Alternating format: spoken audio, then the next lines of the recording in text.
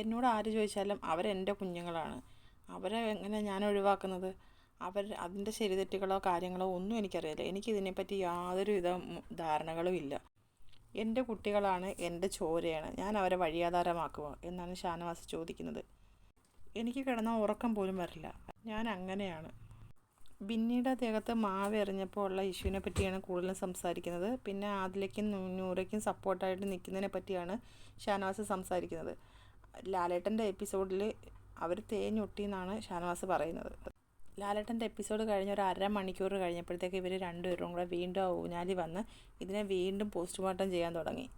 നിനക്ക് അവിടെ കിട്ടാത്ത സ്പേസ് നീ ഊഞ്ഞാലി വന്നിരുന്ന് ജനങ്ങളിലേക്ക് കൊടുത്തതാണ്. നിൻ്റെ ഈ കുബുദ്ധി എനിക്ക് അറിയില്ല എന്ന് വിചാരിക്കേണ്ട അക്ബറേന്ന് ഞാൻ അക്ബറിനോട് പറഞ്ഞെന്ന് ആദിലയോട് ഷാനവാസ് സംസാരിക്കുകയാണ്. ഞാൻ എല്ലാം കേട്ടിട്ടാണ് അതിലെ കൂടെ ചുമ്മാതെ റൗണ്ട് അടിച്ച് നടന്നത്. ഇവിടെ ലാലേട്ടൻ്റെ എപ്പിസോഡിൽ വൈൻഡപ്പ് ചെയ്ത ഒരു സംഭവം വീണ്ടും അതെടുത്ത് പോസ്റ്റ്മോർട്ടം ചെയ്യേണ്ടെന്ന് വിചാരിച്ചിട്ടാണ് ഞാൻ മിണ്ടാഞ്ഞെന്ന് പറയുകയാണ്. ലാലേട്ടൻ അത് എങ്ങനെയാണ് കൈകാര്യം ചെയ്തതെന്നും ആ ബിന്നിയെയും ലക്ഷ്മിയെയും ലാലേട്ടൻ അവിടെ വലിച്ചു കീറിയതുമാണ്. പിന്നെ എനിക്ക് അവിടെ ഒന്നും പറയേണ്ട കാര്യമില്ല. പിന്നെ നീ അത് ജഡ്ജ് ചെയ്യുന്നത്, അത് പോസ്റ്റ്മോർട്ടം ചെയ്യുന്നത്, അത് നിൻ്റെ ഉള്ളിലുള്ള ഉദ്ദേശം എന്താണെന്ന് എനിക്കറിയാം. അത് അവസരം കിട്ടുമ്പോൾ ഞാൻ നിനക്ക് തിരിച്ച് തന്നോളാം. ഞാൻ ഓരോന്നായിട്ട് നിങ്ങൾക്ക് എടുത്ത് തരാം. പിന്നെ ഈ വീട്ടുകാരെ പറഞ്ഞ കാര്യം പറയുന്നത്, ബിന്നിയുടെ ഹസ്ബൻഡിനെ പറഞ്ഞെന്നുള്ള ഇഷ്യൂ, ആദ്യമായിട്ട് അത് പറഞ്ഞത് ബിന്നിയാണ്. ബിന്നി എന്നോട് എൻ്റെ ഭാര്യയെ അവൾ വലിച്ചിട്ടതിൻ്റെ പേരിലാണ് ഞാനത് പറഞ്ഞത്. നിങ്ങളുടെ വൈഫിനെ അടിച്ചമർത്തുന്ന പോലെ എന്നെ നിങ്ങൾ അടിച്ചമർത്താൻ നോക്കണ്ടെന്ന് ബിന്നിയാണ് ആദ്യം പറഞ്ഞത്. അപ്പോഴാണ് ഞാൻ തിരിച്ച് പറഞ്ഞത്. എൻ്റെ വൈഫിനെ വലിച്ചിട്ടാൽ പിന്നെ ഞാൻ പറയാതെ വിടുവോ? വിടത്തില്ല. ഓരോന്നും ഞാൻ വൺ ബൈ ആയിട്ട് ഞാൻ ബിന്നിയോട് ചോദിച്ചു. ഒന്നും മിണ്ടുന്നില്ല ബിന്നി. നീയാണ് എന്നെ പ്രൊവോക്ക് ചെയ്തത്. നീ പ്രൊവോക്ക് ചെയ്തതിന് ശേഷമാണ് ഞാൻ നിന്നോട് സംസാരിച്ചതെന്ന് ഞാൻ പറഞ്ഞത്. നോമിനേഷൻ ചെയ്യുമ്പോൾ തന്നെ ഓപ്പൺ നോമിനേഷനായിരുന്നു. അപ്പോൾ ബിന്നി വരുന്നതിന് മുമ്പേ എനിക്ക് 4 വോട്ട് കിട്ടി. എന്നിട്ട് അവൾ എന്നോടുള്ള ദേഷ്യം കൊണ്ടാണ് വീണ്ടും വേറൊരാളെ പിടിക്കാതെ എനിക്ക് തന്നെ വോട്ട് ചെയ്തത്. അത് കഴിഞ്ഞ് അടുത്തൊരു സംഭവത്തിനും ബിന്നി ഇതുപോലെ പറഞ്ഞു. ഇന്ന് ജയിൽ നോമിനേഷനും എൻ്റെ പേര് തന്നെ എടുത്തിട്ട്. അപ്പോൾ അവൾക്ക് എത്ര പ്രാവശ്യം ചൊറിഞ്ഞാലും തീരുന്നില്ല എന്നോടുള്ള ദേഷ്യം.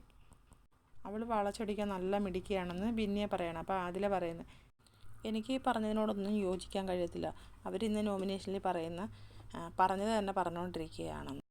അത് പറഞ്ഞത് നമ്മളെയല്ലേ, അപ്പം നമുക്കതിനുള്ള പെയിൻ ഉണ്ടാവത്തില്ലേ? സ്വന്തമായിട്ട് വരണം, അപ്പോഴേ അതിൻ്റെ പെയിൻ അറിയത്തുള്ളൂ എന്നാണ് അതിലെ പറയുന്നത്. ഇപ്പോൾ എന്നെ അവളെയും പറ്റിയുള്ള പ്രശ്നങ്ങൾ എല്ലാ ആൾക്കാരെയും പോലെ ചിന്തിച്ചാൽ തീരാവുന്ന പ്രശ്നങ്ങളേ ഉള്ളൂ. ഞാൻ നിങ്ങളെ കാണുന്ന മനുഷ്യ കുഞ്ഞുങ്ങളായിട്ടാണെന്ന് ഷാനവാസ് പറയുക. അത് നിങ്ങളുടെ തീരുമാനമാണ്, നിങ്ങളെങ്ങനെയാണ് ഏതാണെന്ന്. പക്ഷെ ഞാൻ നിങ്ങളെ 2 കുഞ്ഞുങ്ങളായിട്ട് കാണുന്നു. എൻ്റെ മക്കളാണ് ഇങ്ങനെ ഒരു തീരുമാനം എടുക്കുന്നതെങ്കിൽ ഞാൻ അവരെ ഒഴിവാക്കത്തൊന്നുമില്ല. എൻ്റെ കുടുംബത്തിൽ നിന്ന് ഞാൻ അവരെ ഒഴിവാക്കാനൊന്നും പോകത്തില്ല. അവരെ ഉപദ്രവിക്കുകയോ ഒന്നും ഞാൻ ചെയ്യത്തില്ല. കുറച്ച് പറഞ്ഞ് മനസ്സിലാക്കാൻ ശ്രമിക്കും. ഇപ്പോൾ ഷാനവാസ് സംസാരിച്ചത് ഒരുപാട് യൂട്യൂബേഴ്സിനുള്ള മറുപടിയാണ്. ഒരുപാട് യൂട്യൂബേഴ്സ് ഞാൻ കണ്ടയാ. ഓരോരുത്തർ ഷാനവാസ് ഇങ്ങനെ സപ്പോർട്ട് ചെയ്യുന്നു. നിൻ്റെ വീട്ടിലാണെങ്കിൽ അങ്ങനെ നീ ചെയ്യുമോ എന്നൊക്കെ ചോദിച്ചിട്ട് കുറേ വീഡിയോസ് ഞാൻ കണ്ടതാണ്.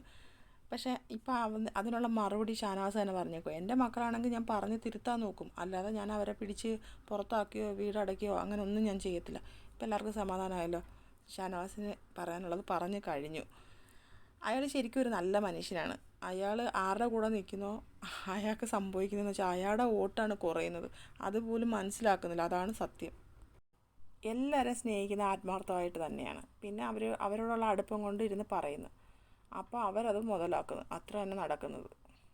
അപ്പോൾ അടുത്തൊരു ലൈവ് അപ്ഡേറ്റുമായിട്ട് ഞാൻ വീണ്ടും വരാം. എൻ്റെ ചാനൽ എല്ലാവരും ഒന്ന് സബ്സ്ക്രൈബ് ചെയ്യണേ പ്ലീസ്. പുതിയ ചാനലാണ്, ഒന്ന് സപ്പോർട്ട് ചെയ്യണേ.